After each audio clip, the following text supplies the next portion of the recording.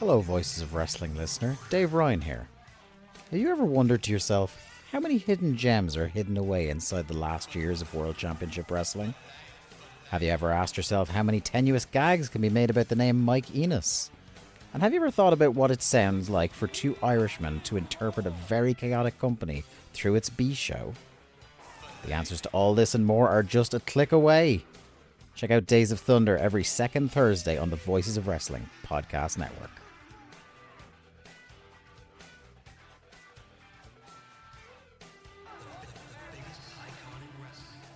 Hello, Voices of Wrestling Podcasting Network listeners. I am Jeff Hawkins, co-host of Shake Them Ropes, with a very special announcement. If it's been a while or you've never listened to us before, the original gang is back. Myself and Rob McCarran, back talking wrestling. We have no idea where this show's going to go, where we're going to keep any of the old bits or any of the old things in there. It's going to be a process. It's going to be a journey, and we'd like for you to come along with us. Only on Shake Them Ropes on the Voices of Wrestling Podcasting Network. This podcast is a member of the Voices of Wrestling Podcasting Network. Visit voicesofwrestling.com to hear the rest of our great podcasts, as well as show reviews, columns, opinions, and updates across the world of wrestling. Competition starting to get thick, it's the click, so I hope you watch your A-game. A-made, no rain from the track when we unite and spit. This is an A-game, better bring your A-game. Competition starting to get thick, it's the click, so I hope you watch your A-game. A-made, no rain. Hey now, it's the Mike and JD show, and I'm your host, Mike Gilbert, and I'm joined as always by JD, by God Oliva. How you doing, JD? A little frustrated. The typical Mac wasn't working for the show, so I had to bust out the school laptop today to work, and it's fine. We're on the show. The audio's fine. It just, you know me, man. I'm a video snob, so I'm like, ugh, not happy with it, but it's fine. You notice anything different about my video today? You're super, super blue, and you look like you're coming from the. You look like you got an incel thing going on there with all the darkness around you. What's going on with that?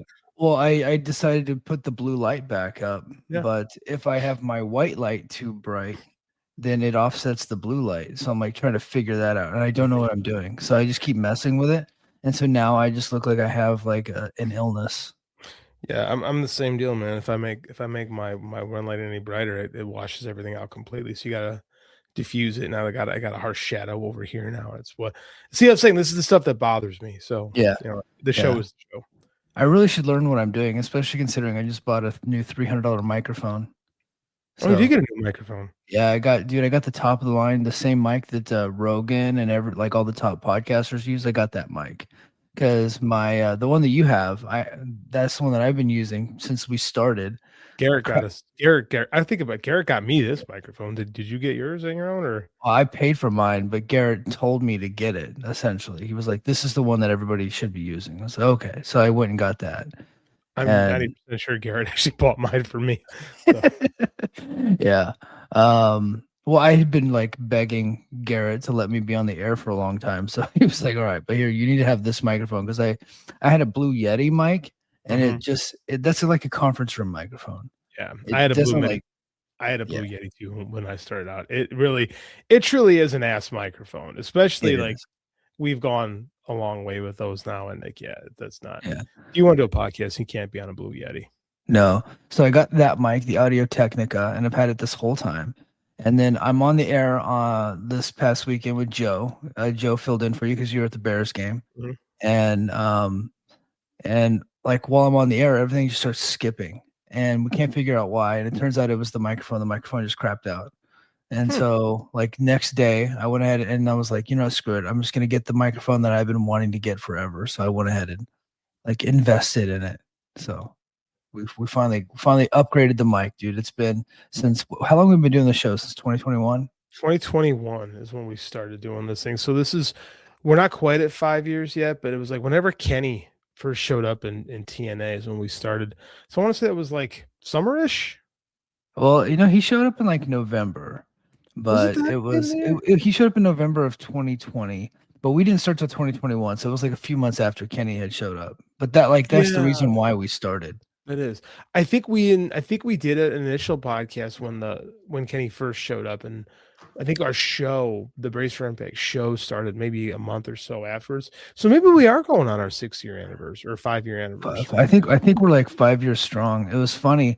I was talking to like I won't say the person's name, but like let's just say a pretty high ranking AEW person, right? I was Mhm. chatting with them on Twitter the other day, and they were like, hey, like you should be doing an AEW podcast. It's kind of the way they were framing it, and because I think they like my coverage and kind of like my comments. I think I'm like kind of funny, and it's like why are you even doing a TNA podcast? And so then I explained, it's like, well, you guys sent Kenny over, and nobody else was talking about TNA at the time other than like a couple of my friends, and I was like, I'm as good as these guys. And so like I kind of went through the whole story and go, okay, well, that's great, but you should still be doing an AEW podcast. Maybe one day. Our normal show, we cover a lot of AEW on this particular show. Yeah. Like, which just goes through this high ranking AEW official has zero clue who I am, but he's in your DM. So well, I think it's more because of my Yes. Twitter coverage. It's definitely like the Twitter feed. You are way more active on Twitter than I am anymore. I've been kind of checked out on Twitter for the last maybe 2 years now, something like that.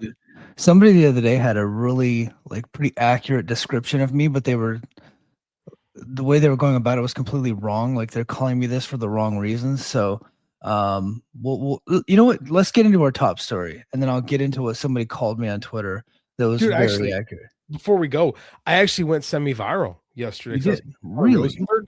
I think it's because of you. I think because you retweeted me. Okay.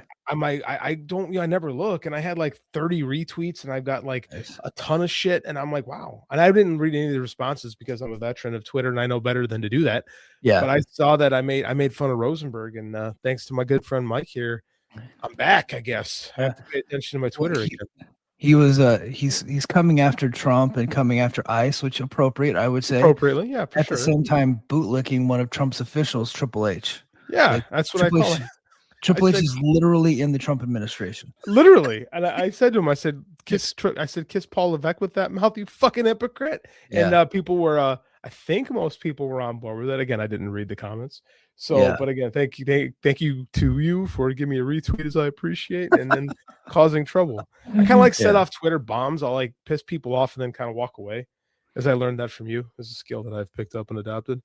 Yeah, I pissed off somebody a couple nights ago, and like I just like right before bed, and I fell asleep. And I woke up, and that person had tweeted me like 10 times.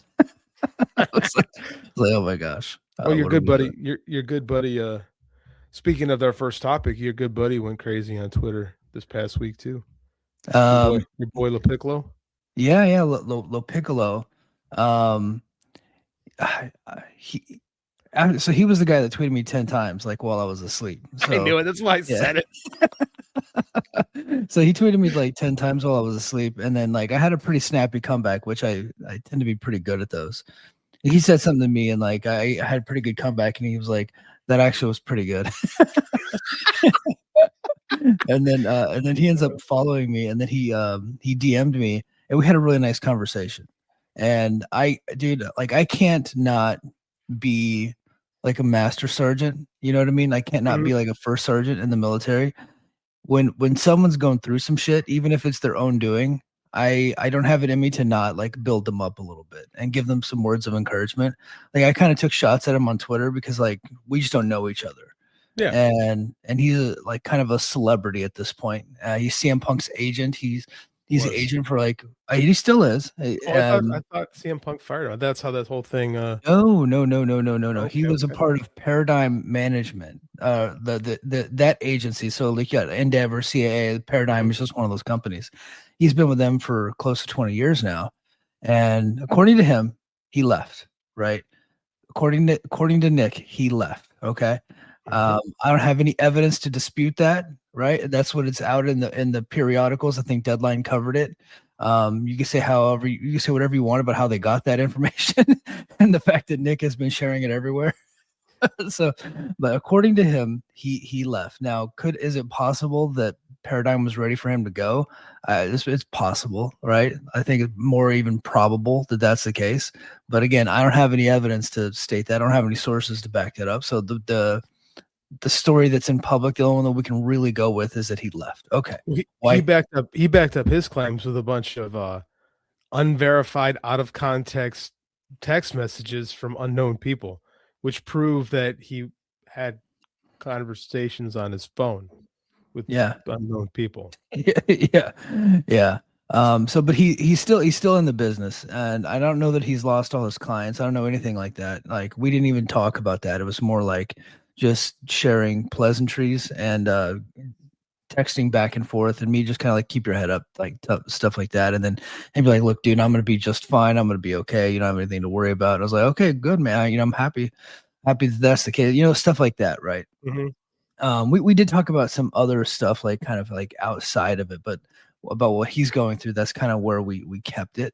I wasn't out about to pry for information because, like, I don't know, it's none of my business, right? So, but he's got something cooking. He's got something in the works. He's got a long client list. But the way I looked at it, I was like, and I didn't want to say this to him, and maybe I should have, and now I'm talking about it publicly. So, but I should have said, hey, look, I've seen Jerry Maguire several times.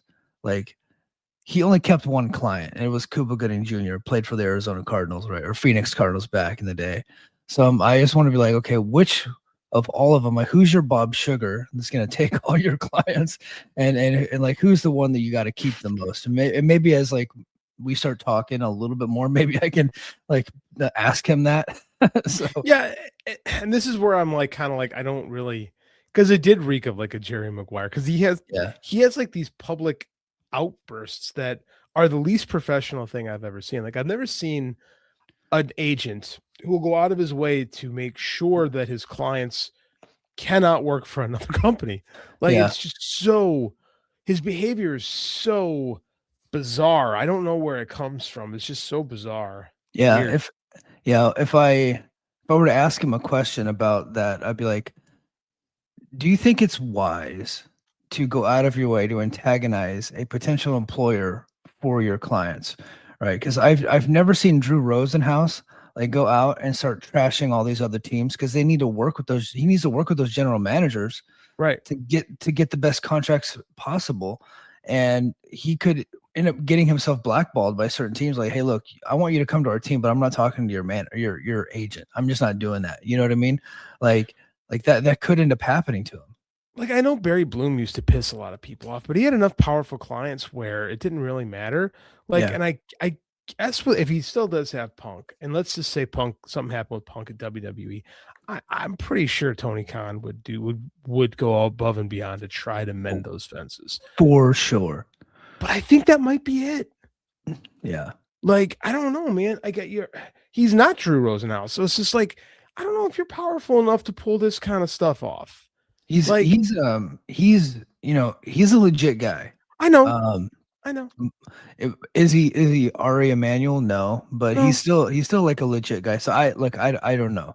It just seems like poor business to like actively and it seems it reeks of, I only want my clients to be in this company, which like it doesn't it lowball them? Doesn't it lowball your clients to know they can't go looking for another deal anywhere else? You would assume, right? It would be like I said, being an NFL agent, be like, I only want my players to play for the Patriots. Like, yeah, it's like weird. you kind of like limit the playing field. Now, being with like getting your clients into WWE opens doors that maybe AEW wouldn't open. And I think like Jade Cargill is another one of his clients, and CM Punk and other folks, maybe that's what they thought, and maybe that's the way they see it too, is like just being, because they're so much bigger, like it increases your global profile. CM Punk is in this new movie called Night Patrol. I see the commercial every Thursday night during Impact. Like, for whatever reason, it's a big sponsor of the Impact show. And I'm going to watch it as soon as I get my hands on it. But like, and maybe that's the thing. But I agree with, dude. I agree with you 100%. Like, you're limiting the possibilities, I think. Has Jade been getting a lot of like outside media deals since going to WWE? And it's possible I'm just not paying attention and don't realize it. I haven't seen her. You're asking the wrong guy. The only one that I know for a fact CM Punk has, because he's in the new Zootopia and he's in Night Patrol, and I'm gonna watch Yeah, both but those movies. So that's it. he was getting a lot of that shit like when he left WWE the first time. Like he was getting a lot of opportunities a decade ago to do a lot of stuff. Like I remember he was writing for Marvel. Like he was doing a lot of stuff when he was on his in between his sabbatical from pro wrestling and the UFC. So I mean, like I don't really know if that guy, unless he's been his, and I could be totally off on this. I'll agree. Yeah. I don't know if he's been his agent the entire time. Yeah, but I don't know. I don't know. We're probably a little bit out of our depth. I don't know. Like what he's got going on and who all he's the agent for. I just know what I read in that article. So I don't know, man. You know, he is a Twitter troll. I followed him for a while just because he's like a grade A shit poster, and like I was like, that's entertaining, but then he's like a dick to some of my friends. So I'm like, that sucks, right? So I tried to just stay out of it, and so but I did kind of make fun of him for getting shit canned, which is kind of like a dick thing for me to do, because like the guy's got he's got a wife and kids, and you don't want to see a guy lose his gig, but like he kind of did I don't know, man. I have a hard time saying that about somebody that actively kicks a hornet's nest. Yeah, it's like I can't be mad at someone who has to reap the consequences of their own actions. Like you don't have to do those kind of things. Like you don't have to go out of your way to be the biggest dickhead in the world. And this is coming from me. So I mean, like I don't know. Yeah. I don't know, man. I hope the best for the guy. Like I don't want him to be like broke. You know what I mean? I hope like he lands on his feet especially after like we talked a little bit. So yeah, I mean, I hope the guy he says he has something cooking, but everybody in Hollywood has something else cooking. Whether or not it actually comes to a boil is a different story. I don't know. Yeah. And you guys look, if you're like, oh, Mike is a big softy, especially even with assholes. Yes, you are. Yes, like, that's the truth. Yeah. And so we'll go ahead and get to the top story. Speaking of Mike being like a big softy, Trey Miguel, and I covered this on Brace for Impact, but JD hasn't had a chance to speak on this. So Trey Miguel last week was signed by AEW with the other three members of the Rascals, Zach Wentz, Desmond Xavier, and Myron Reed. They came in as a package deal. Very much so like, I think this was Tony Khan's Rascals or Radicals moment, right? Like the night before TNA is having their big night, he signs 4 of their best wrestlers. The week before he had signed Jake Doyle. So now he's got 5 of their best wrestlers and he's bringing them over. So that was a shot across the bow to TNA. I believe that. And for sure. Well, as it turns out, and I said this on the Brace for Impact, whenever the Rascals had become free agents, I was like, I think they're going to go to AEW, but Zach Wentz and Trey Miguel might find some issues if they do, because people are going to dig up some information on them. And that's exactly what happened. Trey Miguel's information wasn't as public as Zach Wentz was. They felt fine with the stuff that Zach Wentz had done, posing as Hitler in a picture. That's what got him fired from the WWE back in the day. What they weren't cool with, WBD anyway. WBD dug this up, or somebody dug it up and sent it to somebody in WBD. I don't know how this whole thing worked, but old Trey was in an argument with David Starr back in the day and hit a trifecta of some pretty awful comments. He was homophobic, he was a little bit racist, and he was also anti-Semitic in that argument. And that was a long time ago. They squashed it since then. He apologized and thought he had moved on, but somebody in WBD did not think that apology was good enough because he's no longer a member of that roster. And so AEW cuts the guy, gives him an unconditional release, and he showed up on back in TNA this week. And it was a very emotional thing for him to come back. And then Tom Hannafin, and I thought this was cool, JD. I think you like this. Trey Miguel, the worst week of his life. They bring him on. He's super emotional. And Tom Hannafin says the words, TNA Wrestling is proud to announce that we have re-signed Trey Miguel back to the TNA family. And I thought that was cool. It's that's how you get your guys back. And they had the guys back. And so anyway, Trey Miguel's back in TNA, man. What do you think of this whole situation? Good. I'm glad he's got a job. I think Trey Miguel is a very talented wrestler. I'm not going to go cancel culture, man, because I don't think it's real. Very few people are meant to feel the actions of the consequences of their actions. Usually people find a way to monetize their quote unquote canceling. I like listening to people like Scott Baio say, because I'm a conservative, I can't get a job, when no one's hired him since Charles in Charge went off the air. No except for Eric Bischoff. Yeah, I think Fox News pays Scott Baio for those hits. That's what I'm saying. That's what I'm saying. Yeah. And like Kevin Sorbo, it's always people that aren't really, people. Hollywood's a place where if they don't like you as a person, they're just not going to hire you unless you're remarkably talented. So like, that being said, I think we said this back when Jay Briscoe passed away, and I thought that WBD was too, not too harsh. I don't like when I was 25, I was not the best person in the world. I had attitudes that weren't great. I used language that wasn't great. It's nothing that I would want my son to be. And I don't want to be like, I was a product of my environment, but we grew up in a different time. And like, I'd like to think me at 46, only 45, is a better person. And I like that I didn't have to grow up and change under the scrutiny of a public eye with people that are going to point out all my flaws. Yeah. So I really wish that we could allow people like Jay Briscoe, who publicly apologized, who tried to make up for it for years. And Trey McGill did too. Yeah, that's what I was going to say. Like, I don't like the fact that we don't allow people to get better. We tell people to do better. Like, you hear that all the time. Do better, do better. Okay, I'm trying to do better. And like, we go, nope, you're not allowed. You're not allowed to do better. You are stuck here forever. I don't like that. I don't like that. Like I said, you can't stop being a staff sergeant. I can't stop being a teacher. Like, I've gotten my ass bitten numerous times. Situation I should tell you about when we're off the air, actually, recently. You try to give people chances. Like, I would much rather give someone a chance and get burned than assume a man can't change. Yeah. I don't like it. I don't like it. I really was looking forward to the Rascals just having big, fun matches of little consequence on AEW TV because they're good at it. Like, and I enjoy that kind of stuff. So I was kind of bummed because this happened to Trey McGill the last time the Rascals left TNA. Yeah. Remember, we all thought they were going to go over there, and it was just Wentz and Xavier. Like, and Trey was right back in TNA the first time, and I thought that he was going to get an opportunity this time around. And there are people that just won't let that happen. And I feel sad that like you can't take back that you don't have the opportunity to take back your words.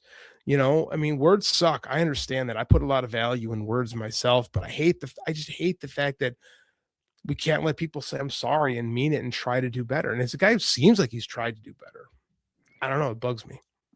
Yeah, man. And the thing about Trey is like, again, product of the environment, all the excuses. He had like a tough upbringing. Okay, you're not going to accept those excuses, but can you accept the fact that he actually did publicly apologize and that he's been good to people of the different communities that he offended since then and has not had a single issue since then, and that everybody seems to genuinely like. But WBD doesn't care. They are in a merger or not a merger. They're actively trying to sell the company to Netflix. And so they don't want anything to disrupt that. And the person that did that to Jay Briscoe is no longer in the company. So this was like a completely different person. Can I squash a conspiracy theory? You squash a conspiracy theory? That's not how this goes. I know. Maybe we should do like a whole episode on wrestling conspiracies one day, but that sounds good. We have to figure that out. I'm in. Yeah. But there's this whole conspiracy theory from the other JD, the dickhead in New York. Yeah. That guy's name's not even JD. Do you know how much I hate the fact that guy has my actual fucking name? Like, that guy just does that for the internet. Like, that's actually my fucking name. It drives me crazy. Yeah. But he's pinning this whole thing on MJF because Trey McGill used to date MJF's wife, like when they were younger. The same MJF that went to bat for Zach Wentz. That not only went to bat for Zach Wentz, that actually helped actively hire the Rascals, like put in a good word for all of them. Yeah. Like including Trey McGill, helped him get into the company. And I didn't go, I wouldn't say I went viral, but I had a significant amount of traction on a tweet when I said, I can't believe there are, or I think I said, I'm hearing that some slow adults out there think that MJF got Trey Miguel fired. And I said that, and like sure enough, one by one, JD from New York, like his troll army started coming after me. Now I'm better than all of them, so I didn't reply. Yes. Yeah. Yes. So I smartly didn't reply. And they were trying to like get me convinced, like, hey, well, did you know about this? And I'm just like, and Sap was like, MJF got him hired. It's like, what are we doing? Like, it was clearly WBD. Trey Miguel has come out and said and apologizing for all these issues that he had in his past. He didn't apologize for dating Alicia Toot. He apologized for the shit he said, which is what got him fired. Like, here's what I can't get over. Like, everybody's got a past except for me. Like, everyone's got exes. Like, you think that MJF cares that his ex-wife, or excuse me, that his wife dated somebody that he actively tried? Like, that's even for a guy like Max Friedman, that seems to be a bit much. Like, so I don't know, man.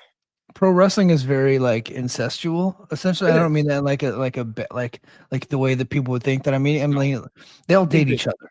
Yeah. They're all dating and breaking up with each other. It's like it's just one of those businesses where, like, and there's a lot of men, there's a lot of women, and they're young, and then a lot of them like they date for a while and then they switch companies and they date somebody else. Like that's just how that business works, right? I don't believe for a second that MJF had anything to do with Trey Miguel getting fired. And in fact, if he did, we would know about it by now because Trey Miguel is not a guy that seems like he can keep a secret. And he wears his heart on his sleeve and says exactly what's on his mind. And so if it was an issue with that, other than and if it was anything other than him getting canceled because of what he said like years ago, I guarantee he would admit it. But no, he's saying it's because I said all this stupid shit. That's why I got fired. Dude, John Muse just texted us and said YouTube played a Christy fucking Gnome commercial in the middle of your show. Continue. Well, I'm just now finding out that John Muse doesn't have YouTube Premium. Bro, if you have Verizon, it's only $8 a month. Come on. You got to upgrade. Dude, I don't have YouTube Premium. The kids make fun of me all the time when I play videos in class. Fuck that. I ain't paying $8 a month. I have enough subscriptions. No. Yeah. I draw the line somewhere. No. Yeah. YouTube Premium is, for me, it's like a godsend because I watch so many like YouTube documentaries and go down rabbit holes and I watch wrestling matches. I watch WCW's like Saturday Night from like 1987. I do too. But I deal with the commercials, man. I'll be listening to something when I'm in the weight room and I'll just press skip on those commercials. And I'm not doing it. I'm not paying $8 a month. No, I'm done. I'm done with subscriptions. Yeah. Yeah. Oh, I need to consolidate. I got rid of Peacock, but then the NFL playoffs happened. I was like, okay, now I need Peacock. And the NFL playoffs are over, so now I have to cancel Peacock. So got to do that here soon. Because I'm not watching like NXT pay-per-views. That's not happening. So. Other than that, what is there to watch on Peacock this day and age? I don't watch anything, so I don't know. Yeah, I used to watch Quantum Leap, the new one, but they got canceled. And then I watched the new Night Court. That's actually pretty good. I kind of like the new Night Court. Yeah, because it's like the lady that's on it plays Harry's daughter. She's really funny. She is funny. She was on Big Bang Theory. She was, which I'm supposed to hate as a nerd. All nerds are supposed to hate Big Bang Theory, but I thought it was fucking funny. So I'll be honest, I never watched it. Like I've seen it, I know of it, but I never got into it, and not because I'm like too cool. It's just I just never did. I like that one. Yeah, good stuff. Okay, so more free agency talk. Will Hobbs has left AEW and he has signed with WWE. Looks like he's going to go under the name Royce Keys, Royce being the name of his son. So that was a story that came out. I think Corey from Body Slam had that story. But, look, Will Hobbs is a guy that, it's probably time for him to go, I think. I hate the name. I hate the name Royce Keys. I think it sounds like one of those terrible WWE names I come up with. That being said, I get where he's coming from. He had reached a certain point in AEW. He's a little bit older, a little bit more injury prone. I don't think he's got a ton of charisma, and I think that holds him back a little bit. He's got an amazing look. And Tony really kind of discovered him. That guy, nobody had heard of that guy really, except for some San Francisco area indie fans until he showed up on. You had heard of him? Yeah, that's what I'm saying. San Francisco area indie fans. I was in wrestling school with him for a whole day. I remember you did tell me that. I forgot about that. Like, he's a brick shit house. Like, I mean, I don't think he could have gotten a crack at AEW's main event scene. So I think you got to try. You got to try. You got to gamble on yourself. But that's what's great about the wrestling world right now is we have 3 companies, 5 if you include the two big overseas companies, where you could try to make a name for yourself, where there's opportunities if it's not working somewhere. I think this is the best thing that can happen in wrestling. I like motion. I like the fact that guys are moving back and forth between WWE and AEW. Now it reminds me when we were kids in WCW, WWF. I love it. Yeah, I'm so glad you said that. I was like, why am I supposed to, like, when the Rascals all showed up on AEW, I was like, that's awesome. I was like, are you kidding me? Like, okay, did TNA take a hit? Yeah. Will they rebound? Of course. They'll just get somebody else. Like, those guys were not like significant business drivers. But I really enjoy their work. Right. So when they and Jake Something was a guy that needed to go. Right. He had been in that company for 8 years. It was time. 100%. I think same with Ethan Page when he left AEW a couple years ago. I saw 0 in Ethan Page for years. I thought he was annoying as fuck when he was in TNA. The whole karate guy thing was dumb. Yes. I did like him in Darby and Evolve. That was a really good indie feud. Great shit. Kenny Johnson had some really cool documentary stuff. Evolve back in the day was kind of cool. I thought he was a geek in AEW. I still think he's a geek in WWE, but his type of geek works there better than it works in AEW. Right. He plays the type of character that WWE covets that audience really likes. Right. And so that type of character just doesn't work in AEW. He tried it for a little bit. And but now he's in a place that actually like it's a scheme fit. When you're talking, like, if you break it down to like football analytics, it's a scheme fit. This running back doesn't work for this offense. He works for this offense over here. I look at it the same way with WWE. Ethan Page is perfect for what they do. I think Will Hobbs is actually perfect for what WWE does, and I think that they'll. I would look. I hope, right? I get my hopes up with them a lot when they get somebody. I'm like, I hope that they will, present him well. And I don't see him ever being like their world champion or anything like that. But I think that he could be like a guy and like get pushed every now and then. But that's kind of what he was doing in AEW too. He get pushed every 6 months. But when you're in WWE, you increase your global profile, and this is probably his last chance to really make it at a high level in pro wrestling. So I'm super excited for Hobbs, and I'm excited to I like this stuff. I like seeing guys jump ship. I think the rumors of Jericho appearing on anywhere is like fun. Oh yeah, agreed. Look at Ricochet, right? Yeah. Ricochet had been written off as just a flippy guy. Like, his best run was probably as Prince Puma in Lucha Underground, where he wore a 100%. mask. And then he shows up in AEW, and it turns out, holy shit, this guy's had a big personality the whole fucking time, and none of us knew it. Like, he's having his best run right now. And I adore Ricky. He's not only is he a flippy guy, but he's a flippy guy with 2 big jacked up goons, and he's annoying as fuck on Twitter. It's great. Like, again, we would not know that if we didn't have this type of back and forth.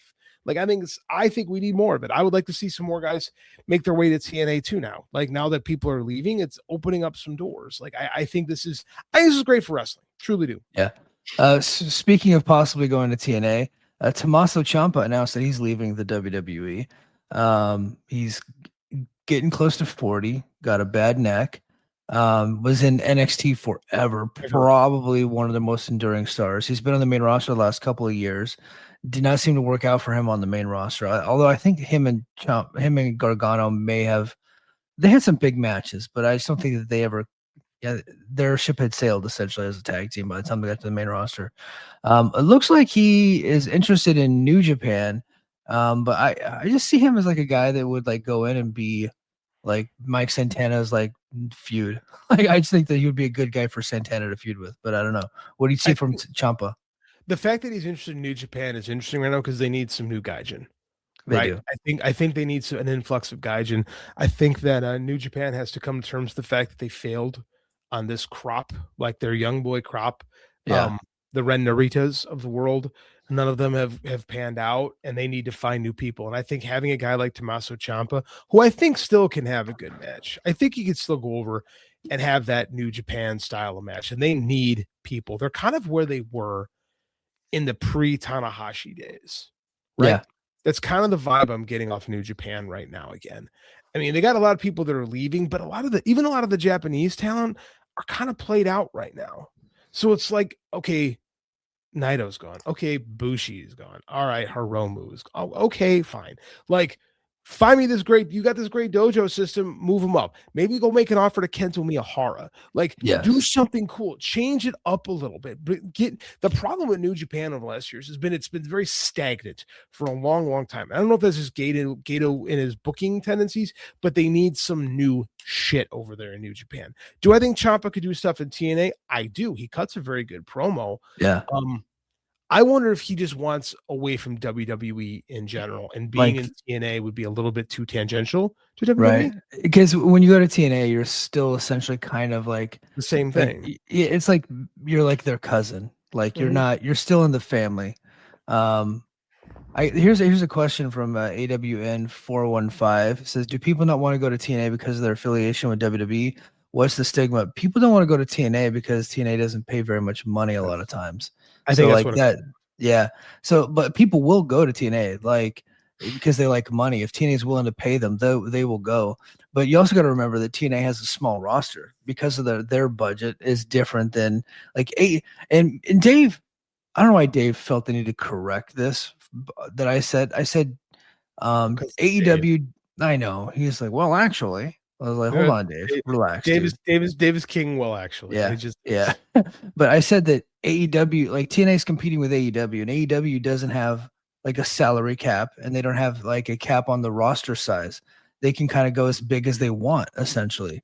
And well, Dave goes, well, actually, they do have a salary cap. If not, then they would be signing every top WWE. I was just like, no, that's not what I meant. I just meant like if Tony Khan really, really, really wanted somebody, he has the access to and the resources to be able to get almost whoever he wants outside of the top tippy top WWE names. But I tell you what, if Roman Reigns did just want to leave WWE, Tony Khan could afford him. I think Tony. Yeah, I think so. And that's what I'm saying. Like, because it was at the time when the Rascals and Jake Doyle went to AEW. I was like, well, look, this is who they're competing against, and these guys don't have a salary cap. TNA has they have a parent company that provides them a budget that they got to kind of stick to, so they keep their roster size small. So when they lose people, that's when you start to see them bringing more people in. So just because somebody gets released, that doesn't mean they're going to bring them in. You gotta people gotta the contracts got to fall off the books before they're able to bring more people in. So.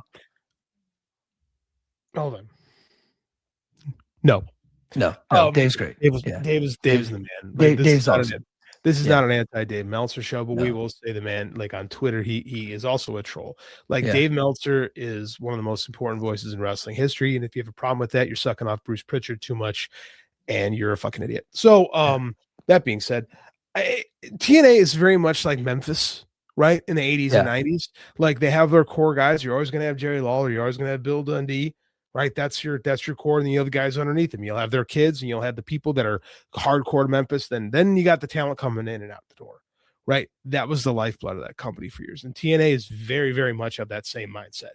Yeah. And this is good because we need them. They've been a little lazy, in my opinion, about finding new people. Yes, they've been. I mean, other than Leon Slater, who's been a gold mine for them, they need to go stretch themselves and find new talent. Like they got to scour those indies and find guys that have slipped through the cracks, like Tony did with Powerhouse Hobbs during the pandemic. Right? Yeah. Nobody, like I said, nobody but Mike Gilbert knew who, and probably John LaRocca. Knew who Powerhouse Hobbs was prior to the pandemic, and Tony found him and made a guy with him. Or like when Ricky Starks was bouncing around Texas Indies for years before Billy Corgan gave him a shot with the NWA. Then he winds up in AEW. Now he's in WWE. Like this is how wrestling always was in the 80s and 90s, and we got away from that for too long, and now we're getting back to that. Like I think the wrestling ecosystem is so much better this way, and I'm happy for him. Yeah, I'm happy. A lot of healthy companies means talent can just kind of jump back and forth, right? So they lose their gig one spot or their contract's coming up, they're like, hey, I can bet on myself. I have all these other places to go, right? Now, I'm surprised that people are looking at New Japan because I just don't think they got the money. Speaking of which, next up, free agency frenzy continues with Evil. He is officially out. New Japan confirmed tonight that Evil is leaving the promotion when his contract expires at the end of the month, and it looks like he is a WWE bound. I I'm glad he's not going to AEW. So Me too. our buddy Feinstein swears up and down that Evil's great, and I love Jeremy. And other people think that Evil he can have good matches, but it's just the gimmick, the House of Torture gimmick, is what's been holding him back. I agree with I don't that. know. Yeah, I think it's possible, but I worry about him going to WWE because, other than a couple of people, they don't really do much with the Japanese talent. Evil's a gimmick guy. Yeah. He is a gimmick guy. They're going to eat that shit up over there. He won't be Japanese Undertaker, which is kind of what he was in New Japan at the beginning. He's kind of moved away from that, doing his own thing. I mean, I'm so sick of the House of Torture over there. Yeah. I mean, Jeremy is primarily a New Japan guy, and so he's very rah-rah New Japan and those things. I'm not going to lose sleep over Evil going, and someone goes, he's going to stalk his ex-wife. I laughed because he probably will. Yeah. I mean, it's also possible that they have an amicable relationship and are two complete professionals, but it's also funnier. It's way funnier the other way. So we'll go there.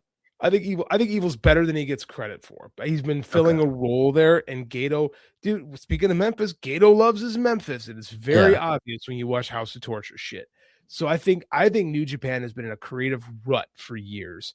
And I think that all these guys saying fuck off and leaving is going to force them to be creative, or it's going to force them to find a new booker. Gato's been the booker there since 2008, I want to say. Like, that's a long time, man. I think they could use some new blood in the booking industry there. I don't know who that is, but I think they could use somebody else. Yeah, Hiromu Takahashi looks like he's on his way out. Maybe even Noah bound. I think Super J-Cast reported that from right here in the Voices of Wrestling Network. But yeah, Hiromu Takahashi, that's kind of crazy. I thought that he had been a lifer in New Japan, but looks like he wants to go hang out with Naito and those guys. Yeah, probably. What I got a thing. Whatever, JD could give you two shits if you think it's funny. I don't know what that's about. Yeah. I'm hilarious. I think that Hiromu's kind of been played out a little bit in New Japan too. I think the neck injury has really slowed him down considerably, where he's become a lot of a gimmick guy now too. I think that a lot of those LIJ guys have really been relying on charisma alone, and that does not carry you in New Japan. So him going to Noah makes perfect sense right now. I think it's good. I think the Hiromu loss probably hurts more, but he's been wanting to move up to heavyweight for a long time and never really got that opportunity there. So it makes sense for me to give him somewhere else. I see it. I'm good with it. Yeah, I see it. And Noah could use the boost. I think they signed Naito and they got a lemon. That poor guy. Yeah, he's not moving around too well. The War Dogs, all their contracts are coming due. I know we've already talked about Finley already, but Gabe Kidd looks like he is being courted by both AEW and WWE. But if you're asking me, I think that Tony Khan already has that deal in the bag. Like, Gabe Kidd's probably just trying to squeeze out a couple more shekels out of him, but he has to be AEW bound, right? I think this is Will Ospreay 2.0.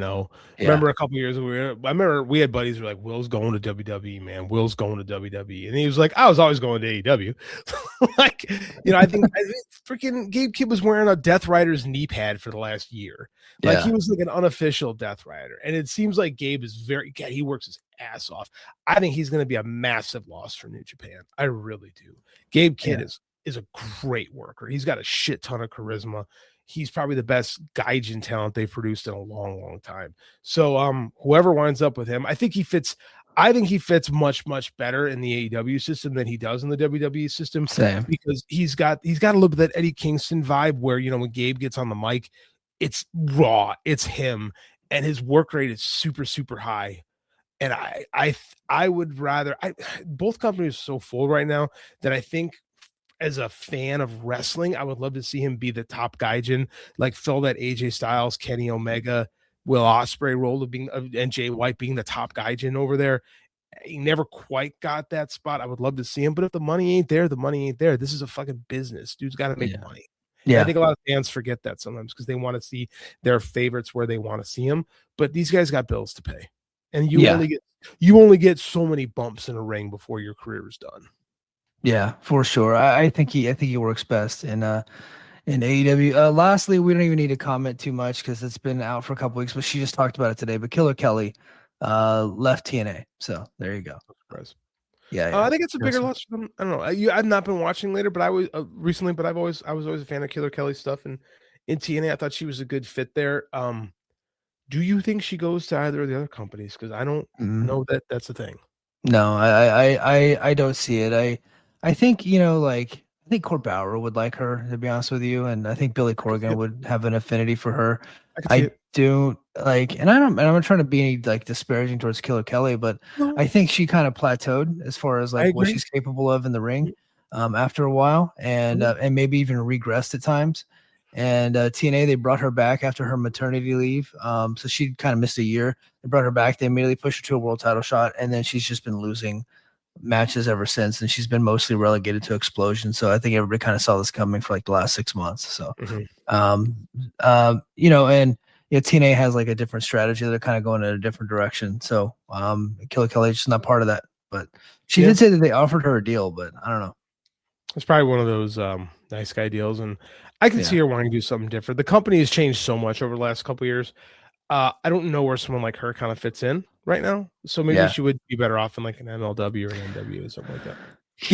Yeah, I think so. Okay, let's get to the chat. So Ari Fantas, why would anyone at WBD or WB care about 6-year-old Facebook comments by Trey? I refuse to believe that anyone at WBD knows who he is.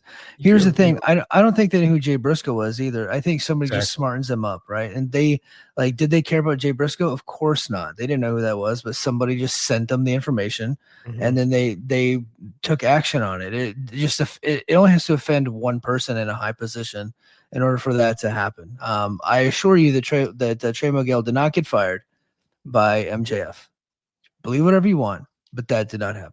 No, and like you gotta understand how these big corporate media companies work, especially ones that have like Hollywood ties. They don't like those kind of conversations. They don't like when you can, because there's a lot of gotcha media, right? Yeah. There's plenty of gotcha media that come out there and say, "Oh, look what this guy said," and then you are left with egg on your face having to defend a guy who works for you, who is of questionable moral integrity, shall we say. And I don't think that Trey is, but he's not the first person to lose a job in the media world because of things he had said. He's not even the first wrestler to lose their job, or even person that working for a Turner, a wrestling company on Turner. Like Bill Watts got fired because somebody sent a letter to Hank Aaron, who was working at Turner, about some shit that Bill Watts said to Wade Keller, and they fired Bill Watts. And then, of course, Jay Briscoe happens. And then now recently, Trey Miguel. Now, people will bring up Sammy Guevara. But here's the thing. Sammy Guevara was under contract. He was already there. And they gave Tony an opportunity to punish him for what he said about, I guess, Sasha Banks at the time, which was pretty gross. But everybody has a different threshold. And I don't think one has anything to do with the other. I think that this is just ask yourself this: in this current environment, if what Trey said wasn't offensive, why wasn't he brought into WWE? I think it was like 4 or 5 years ago when the Rascals first went over there the first time. Why didn't they pick him up now? So they actually had been bringing Trey in with the TNA partnership, and Trey had actually been working some dark matches, but I think they were thinking about bringing him in, but Tony wanted the entire act, and I think that's. I get that. The fact that he's gone, though, you can't tell me they wouldn't want him with NXT. Like, he wouldn't be helping those kids out there. Like, I think that he would. He absolutely would. He's very, very good. The problem with Trey is Trey. Like he's gotten himself into trouble with some things. Yeah, and that's the same thing that kept him out of there the first time. It's not a surprise.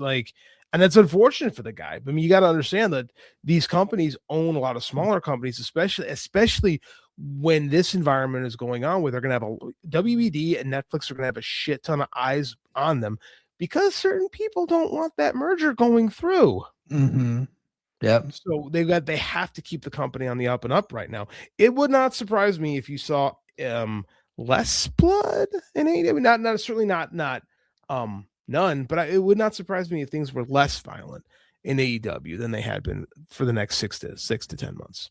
Yeah. XWF says Naito should retire. Yeah, I agree probably with that. would be the best. Okay.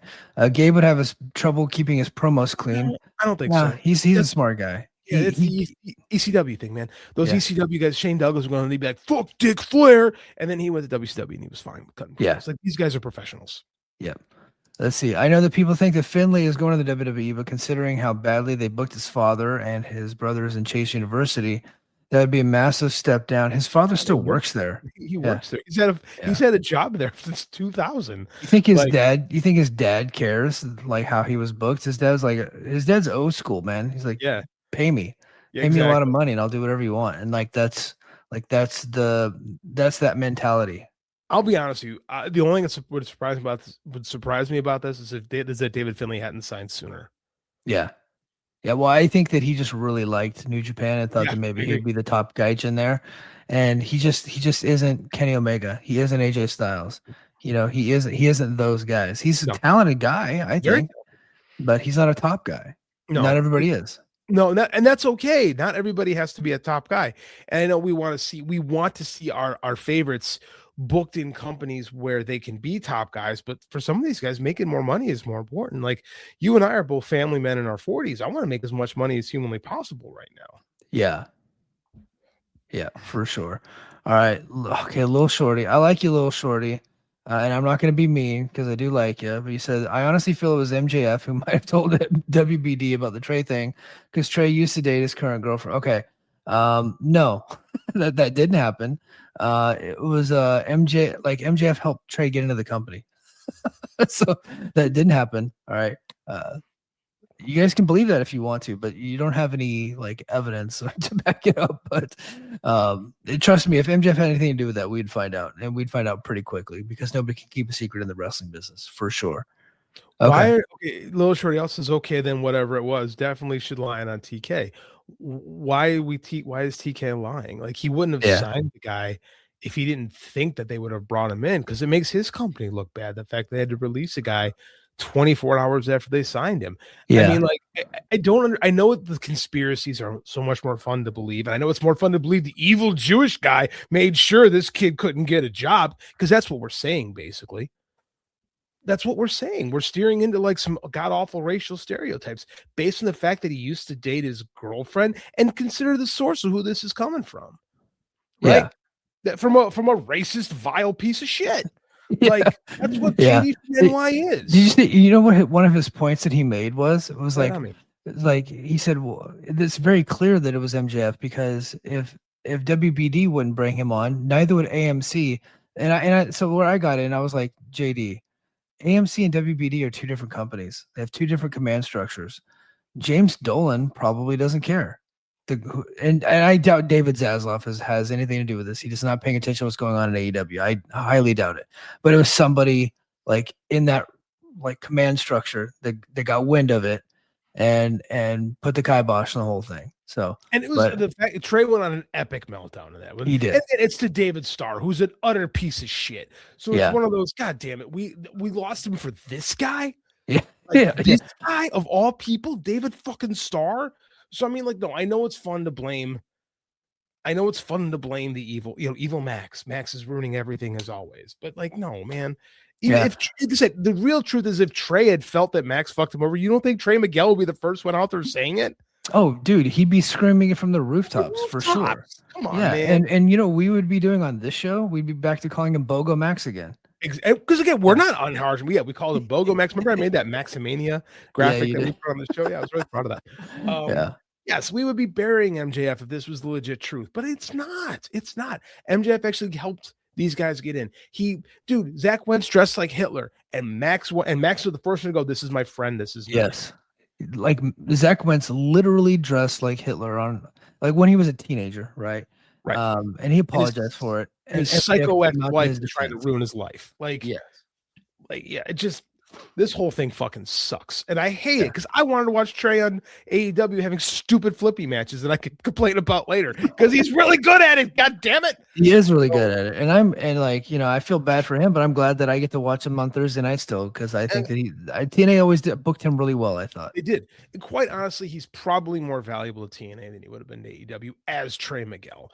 So it sucks, but I can tell you based on some of the spoilers I've seen from the TV tapings 2 nights ago, they got a good plan for Trey, and it's not the typical plan that they had for him before. Like he's in an Good. elevated position, so I'm excited about that. So did you see what they did with him when they brought him back though? I didn't know. I didn't. So, I was dude, wrestling all week. Well, tell me a story. let's get into TNA talk. Okay, Sure. TNA fans, you guys have been waiting this entire time to talk TNA. Throw your TNA questions out there in the chat. Let's get to those. But so TNA's ratings from their first episode was 173,000 for their debut episode on AMC from 9 to 11, and with a 0.04 rating. The 0.04 rating, according to Dave and Brandon Thurston, is really good. I don't know that that's good or not. Like I don't, I just like to now. I don't. Yeah, I don't know what's good or bad. All I know is that it beat Collision from the last couple of weeks, so I would say that's probably a win, right? But 173,000, I would say, was quite a bit short of what I thought they were going to get. I had predicted 215. I think Dave predicted 250. So I don't know what is your take on that? I know that you're kind of exhausted on ratings talk, but what do you think? It's hard in this day and age because the ratings game has changed so much. I know we like to, the fun thing is to shit on AEW ratings, but SmackDown's getting literally half of what it was getting a couple years ago, literally half. So and it's not just the new rating structure. A lot of it is, everything's so watered down now with streaming, et cetera, et cetera, et cetera. Everything. If Dave and Brandon say 0.04 in the demo, in this case is good, I'm gonna go with what they say on it. 10 years ago wouldn't be good, but 10 years before that it was a totally different world too. Like we have to accept the fact that we're not going to get 80s, 90s TV numbers anymore. We have to accept the fact we're not going to get 2010 TV numbers anymore. So, I mean, like, if I got to be honest, I know it's a corny thing to say. If AMC is happy with the rating, considering what they're paying for the show, we got to be good. Yeah, and I heard they're paying like $200,000 an episode. So that's not much. It's not. Yeah, that's not much in the grand scheme of things. Like that's pretty cheap. And if it's an ad split deal, like they're probably doing okay with that. Like they're gonna make people happy. The scary thing is that like those first couple week ratings tend to be a lot higher than where they eventually settle. Yeah. So I don't know where it settles. How is week 2? Those numbers come out yet? They come out tomorrow, and so I'll talk about them on Patreon coming up. Go to patreon.com/the Mike and JD Show. I'll talk about it there. What's scary about that though is that the critical reception to the first TNA show is so bad that you have to wonder how many people were chased off. Because I heard second episode was a lot better. Second episode was a million times better. It was actually, I would say, one of the best episodes of that TV show that I've seen in a couple of years. Like legit, it was that good. It was so good. I was like, who booked this shit? So now, was it great? They're not really. If Tony Khan was worried about TNA before, and I don't think he was worried as a threat, but I think he did see them as like competition, taking some of his market share. So he signed 5 of their wrestlers within a week. But I don't think he has anything to worry about now, especially after those ratings. The show was really good. It's gotten critical acclaim from everywhere, including myself, but Brian Alvarez and everywhere. So, and I think that the show is going to do less. Stop it. Stop. Come on. Delirious is not cooking. He had a good week. Like let's get some sustained superior performance before we start crowning Delirious. Okay. Yeah, I was watching Delirious shows for years. Delirious TV shows are not good. If you wind up with one, it's just because law of averages. Yeah. Well, I think they finally got a fire lit under their asses, for sure. So back to what I was saying. It was really good. I do think that they're going to have a dip this week. I don't think it's going to be as significant as people think it is. And I have a theory about that. One is I don't know how many people were watching on AMC Plus. A lot of the people that hated it, I think, were probably just on the free trial of AMC Plus and TNA Plus. I don't think a lot of them had cable. And last week's lead-in to Impact was Equalizer Part 2, which actually did pretty good. I think it did like a 289,000 and had a 0.05 rating, and that led in. The lead-in for this past week was Guardians of the Galaxy, and I know that because I was watching it. So I think that'll actually bump it up a little bit. But but the people that gave up on it are not coming back for sure. And and TNA doesn't deserve those viewers because they chased them off with that bad episode. But I do think that there will be a dip, but I don't think it'll be a significant. I'm probably looking at like 150 and like a 0.03. Something. The numbers are so low I mean, like when I'm not saying so low as to pick on, I'm just saying like the sample size is so tight. There's not much room it can drop. Realistically, right. I don't see it dropping. I don't see it dropping to under 100,000. I just don't. In this current TV landscape, I just don't see that. Yeah. So I don't think it'll be a dramatic collapse, but I do think we have to, as like I say this again, as fans, we cannot view TV ratings the same as we did 5 years ago. Yeah. The landscape is completely different. And the scary thing about TV is they're spending so much. Like these companies are spending so much, and streaming has peaked, right? We've seen the peak of streaming television, and nobody knows what to do with this. This is part of the reason why the battle over WBD is so fascinating, because it will whatever happens with WBD will kind of dictate the pace of where the business goes over the next 10 years after that. Yeah.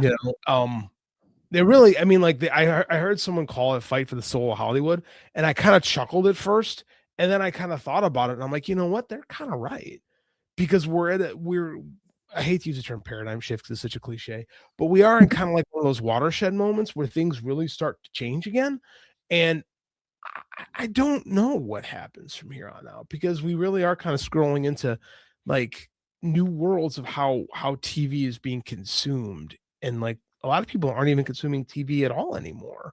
So it's fascinating, man. It truly is. It's not a great, like when all these TV shows are up for renewal, all we do is spend. So I will assume that things will be okay, but I'm just not seeing how people are getting return on their investments anymore. I really aren't. Yeah, I think I know how AMC is getting return on their investment. They had so many goddamn commercials on that TV show. It was an ad split, man. Man, every match had a commercial break. So yeah, and then every segment would go, like after every segment they had a commercial, and they were like 4-minute commercial breaks too. It was a lot. And so I get the feeling AMC's probably going to be okay, but if it does dip below 100,000, I think the TNA should probably start to worry and see, like, can they get back on access? Like if Anthem hasn't sold that channel off yet. So I think they should worry.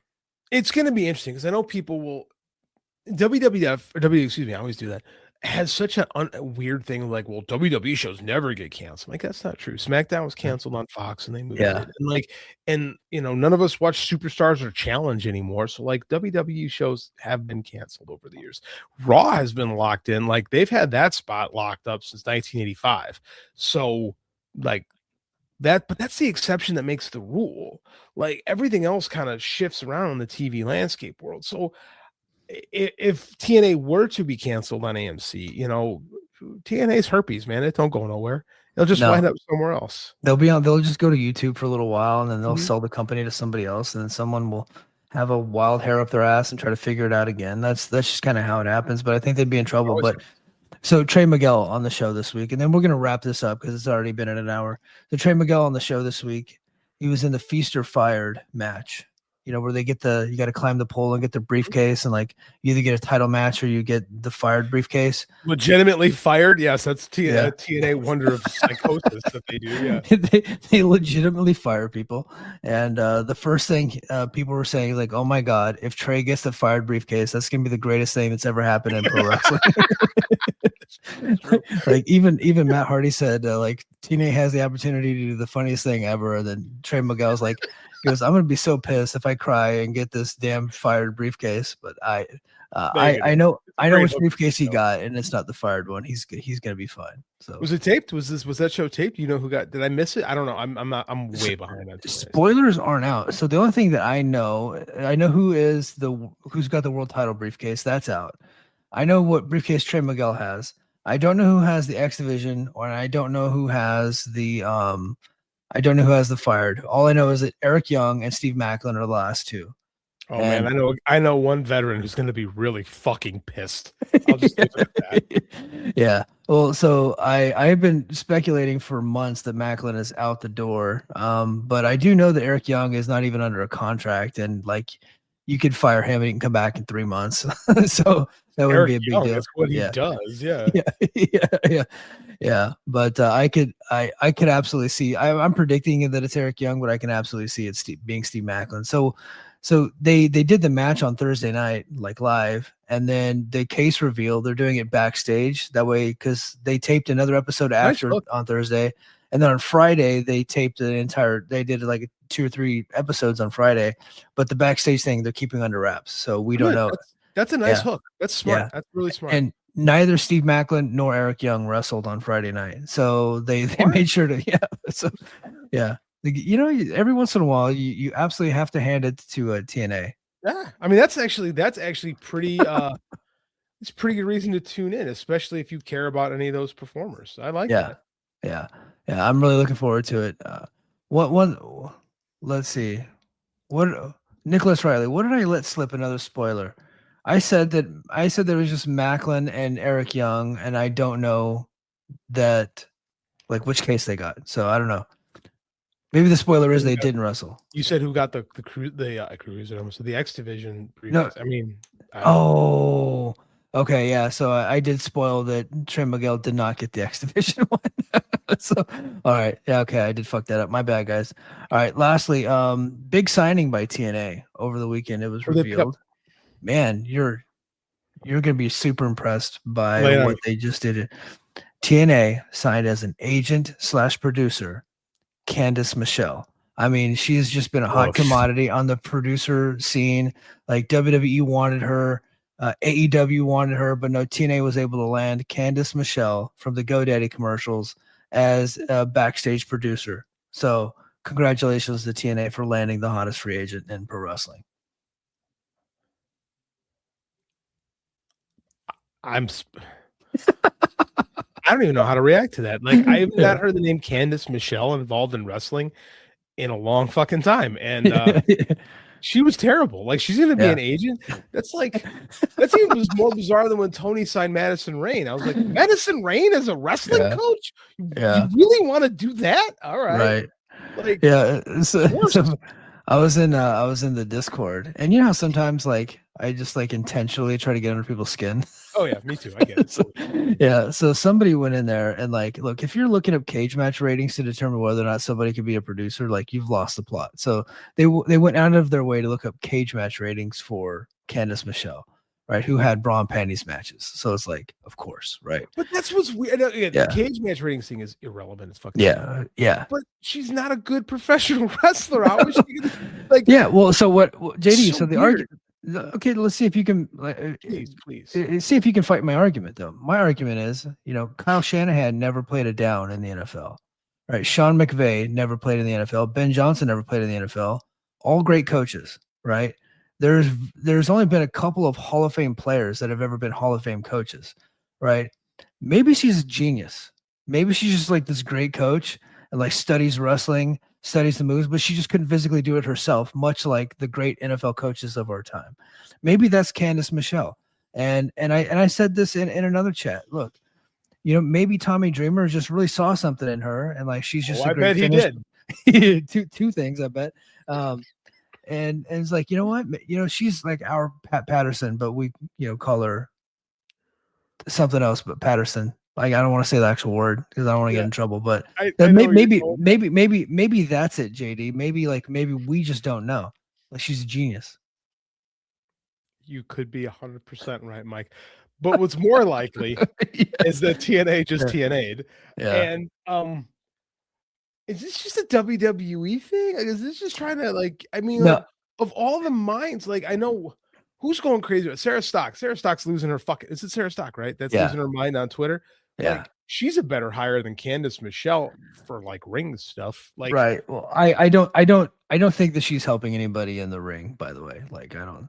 Candice, I think what is she gonna do? Like wardrobe, hair, makeup, promos. Oh, that makes sense. Yeah. Entrances. Oh, okay. If that's like what she's there for, okay. Yeah. You know what? That's not a horrible idea. In that case. They have a lot of young female wrestlers that are of that same type. that Candice Michelle, like what she brought to the table, they also bring to the table. I think she's there to help them maybe accentuate some of that stuff, but that would be my guess. And then they also like to have her on the meet and greets. Like she gets a long line at the meet and greets, so they sell tickets for those. So that makes sense. She's very attractive, very well spoken.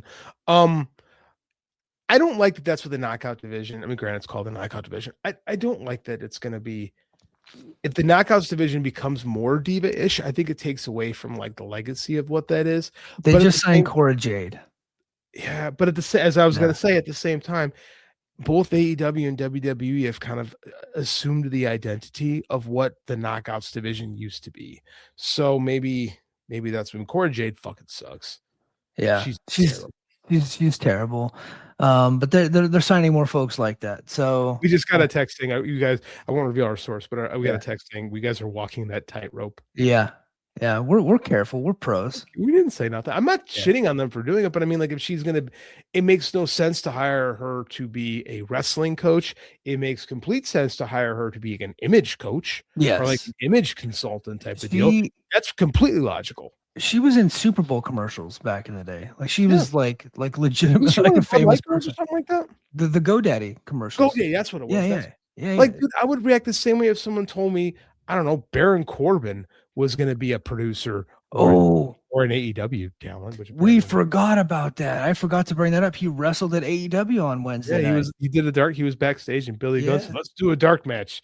And I guess Tony said, what the fuck, why not? Yeah. I mean, like, why is Billy Gunn wrestling in a match like at all? I don't know. 63 years old. Honestly, he's not horrible for 63, but still, why is Billy Gunn wrestling? Like, they got 1,000 wrestlers, and Billy Gunn's wrestling. They got 1,000 wrestlers under contract, and Billy Gunn is still getting matches.